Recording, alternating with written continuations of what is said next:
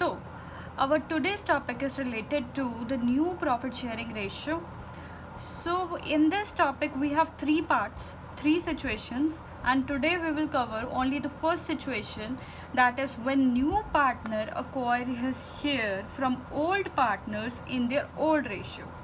यानी कि जब एक नया पार्टनर जब एडमिट होता है तो अब वो जब आता है तो अपना शेयर जब एक्वायर करता है तो ओल्ड पार्टनर से उनकी ओल्ड रेशो में लेता है। तो उसमें हमारे पास 3 केसेस आगे होते हैं। तो 3 केसेस में सबसे पहला केस है when the profit share of a new partner is given but the sacrifice made by the old partners are not given. मतलब कि हमें ये तो पता है कि प्रॉफिट शेयर कितना मिलेगा, एक नए पार्टनर को कितना मिलेगा, लेकिन हमें ये नहीं पता कि ओल्ड पार्टनर्स ने उसे कितना कंट्रीब्यूट किया है, कितना उसे दिया है। तो अगर हमें ये नहीं पता तो हम क्या करेंगे, सबसे पहले एग्जाम्पल के तौर पे मैं आपको समझाती हूँ। थ्योरेटिकली अगर समझाऊंगी कुछ नहीं पता चलेगा। तो एग्जाम्पल देखते हैं। ए और बी पार्टनर्स हैं, उनका शेयर जो है 5:3 है। दोनों पार्टनर्स ने मिलके सी को एडमिट किया और सी को कहा कि हम तुझे 1/4 शेयर देंगे प्रॉफिट्स में। तो हमें इन दोनों के रेशियो पता है, सी का पता है, लेकिन ये नहीं पता कि ये 1/4 शेयर किसने पार्टनर ने कितना कंट्रीब्यूट किया। तो हम क्या करेंगे, सबसे पहले हम मानेंगे कि हमारा जो फर्म का टोटल शेयर है वो 1 होगा, सबका टोटल 1 होगा, और 1 में से 1/4 शेयर जो है वो हमने सी को दे दिया। तो हमारे पास रिमेनिंग शेयर बच जाएगा। रिमेनिंग शेयर कैलकुलेट हो सकता है कि मतलब बचा हुआ शेयर वो क्या होगा, 1 - 1/4 दैट इज 3/4। तो अगर हमें ये नहीं पता कि ओल्ड पार्टनर्स ने कितना सेक्रीफाइस किया है तो हम इस 3/4 को उनकी ओल्ड रेशियो में डिवाइड कर देंगे। तो अगर हम इस 3/4 को ओल्ड रेशियो में डिवाइड कर देंगे तो डायरेक्टली हमारे पास न्यू रेशियो आ जाएगी ए और बी की। New share of A will be 5/8 जो ये ओल्ड है into 3/4 that comes out to be 15/32। फिर ऐसे ही new share of B calculate करेंगे, that is 3/8 old into 3/4 that comes out to be 9/32। ये हमारा बी का शेयर आ गया। And new share of C जो कि हमारे पास है 1/4। तो इसको इनके साथ इक्वल करने के लिए हम 8 से मल्टीप्लाई कर देंगे क्योंकि डिनोमिनेटर सेम करना है, 32 बनाना है इसे क्योंकि तीनों का 32 है। तो 8 यानी कि हमारे पास रेशियो क्या आ गई, 15:9:8 जो कि होगी हमारी नई रेशियो। ठीक है जी, ये तो था हमारे पास केस 1। सेकेंड केस हमारे पास है दैट इज केस नंबर 2, जिसमें हमें दे रखा है कि when the share of new partner is given and also the new profit sharing ratio of old partners is given। यानी कि जब हमें when share of new partner is given, नए पार्टनर का शेयर भी पता है जैसे पहले पता था, and new profit sharing ratio जो हमने यहाँ पे कैलकुलेट की थी ऑफ ओल्ड पार्टनर्स वो भी गिवन है। तब हम क्या करेंगे, एग्जाम्पल देते हैं इसी में भी।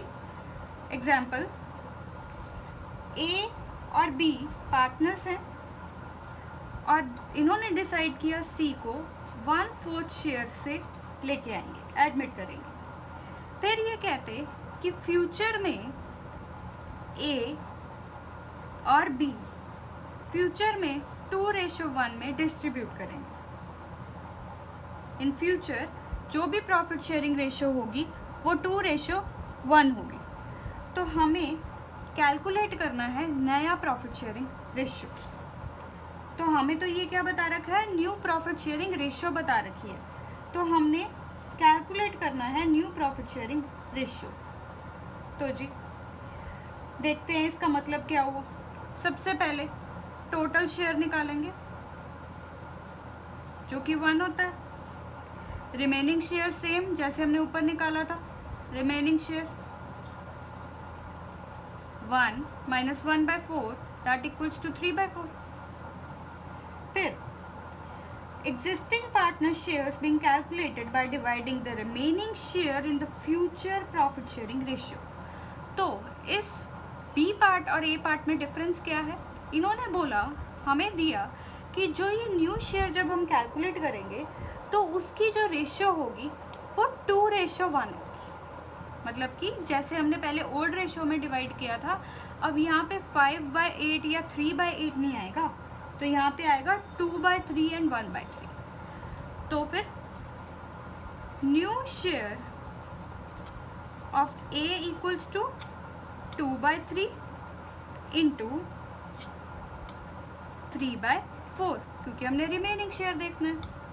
तो ये कैलकुलेट हुआ 6/12। और new share of B equals to 1/3 into 3/4, क्योंकि रिमेनिंग शेयर 3/4 है। तो ये हमारे पास कैलकुलेट हो गया 3/12। और हमारे पास C का शेयर दे रखा था 1/4, तो उसको 12 बनाने के लिए 3 के साथ मल्टीप्लाई और 3 के साथ डिवाइड, तो ये 3/12। तो न्यू रेशियो क्या आ गई, 6:3:3, 6:3:3। समझ आया डिफरेंस। अब थर्ड सिचुएशन करते हैं, ऐसे ही हम थर्ड केस करेंगे। केस 3, when new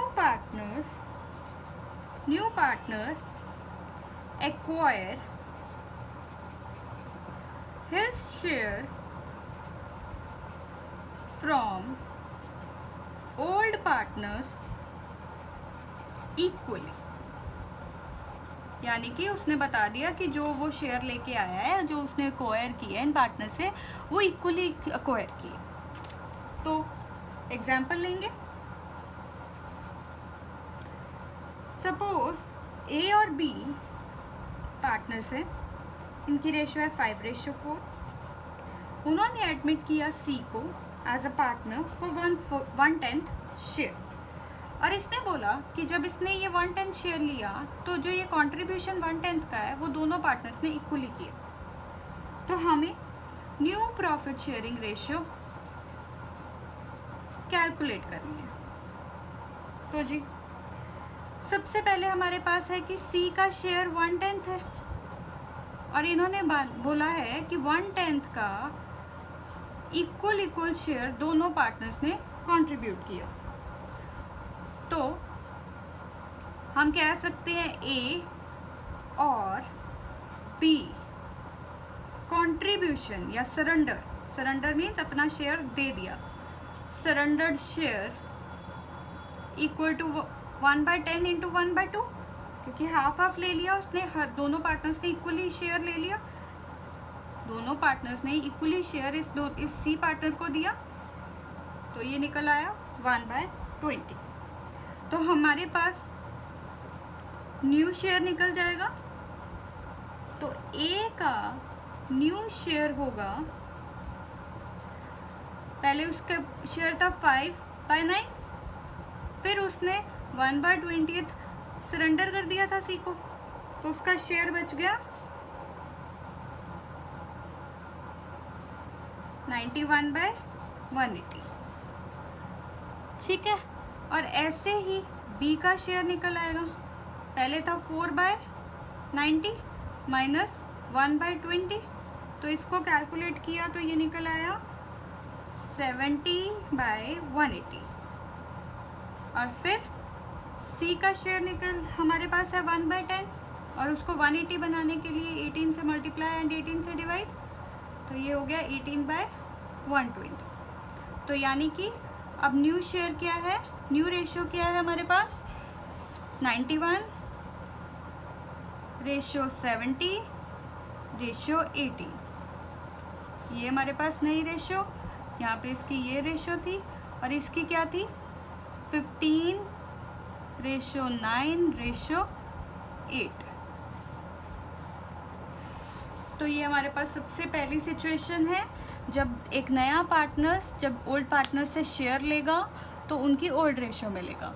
अगर ये ओल्ड रेशियो उसने कैसे ली है, इक्वली ली है, या फिर उन्होंने एक रेशियो बता दी कि एक रेशियो इसी रेशियो में वो कंट्रीब्यूट कर रहे हैं, या फिर अगर नहीं पता तो हम उनकी ओल्ड रेशियो में डिवाइड करें। तो कल हम इसका बी पार्ट और सी पार्ट करेंगे। This much is enough for today. See you tomorrow. Thank you.